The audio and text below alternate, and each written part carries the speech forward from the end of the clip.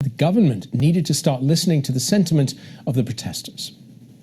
My position is, as an elected mayor of Bristol, what I cannot condone is criminal activity and criminal damage. And as I've been saying from before today's gathering, I'm very concerned about the potential repercussions of mass gathering for a second wave of COVID.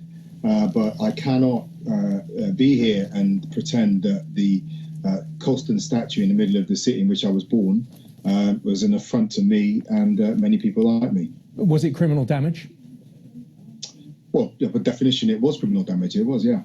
The local police have told the BBC they made a tactical decision not to intervene. Were they right?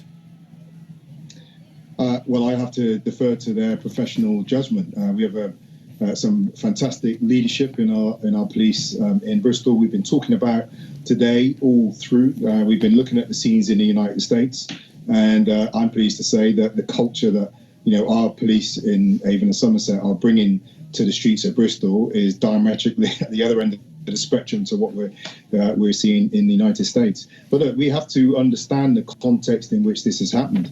The Home Secretary can say whatever she wants and is perfectly entitled to, but when politicians do not understand their populations and when they fail to express the frustrations people are having, 10 years of austerity, the Windrush scandal, hostile environments, then the population's frustration is going to come out somewhere. And it's our job, we are not police, but it's our job as politicians to understand the world in which we are living and offer it some leadership. And unfortunately, national leadership's been absent. You've been mayor since 2016. Could you not have succeeded in the last 4 years in rewording the plaque on the statue or relocating the statue in order to have avoided this afternoon's scenes?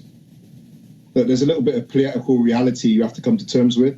I am allegedly the first directly elected black mayor in the whole of Europe. If I turn up as a first black mayor and suddenly start saying, right, we're getting rid of this statue and that, there are bigger political implications. I don't have that level of freedom. That's just the real world. And people are talking about privilege now. I do not have that privilege. But you are the mayor of Bristol. Yeah, you're not hearing me. I am still a black mayor, and I do not, in the same way that Trump can criticize his security services in a way that Obama could never get away with. There are some things that just would not be some actions that wouldn't be available to me. But I've never made it a secret that I find the statue a personal affront to me and to people like me, and I would like to have seen it gone. The way I think I would have had to have gone about that as an elected mayor is through a democratic process and obviously in line with the law. But I made a documentary about this, including the statue 15 or so years ago, in which I read out that plaque describing this man as a wise and virtuous son of the city. I'm of Jamaican heritage. He may have transported one of my ancestors over to the Caribbean. May have thrown someone in my lineage who was related to someone else overboard.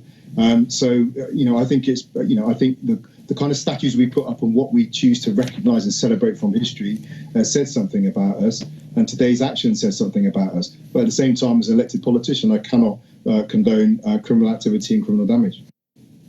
That was Marvin Rees, the mayor of Bristol. Well, anti-racism rallies have also been taking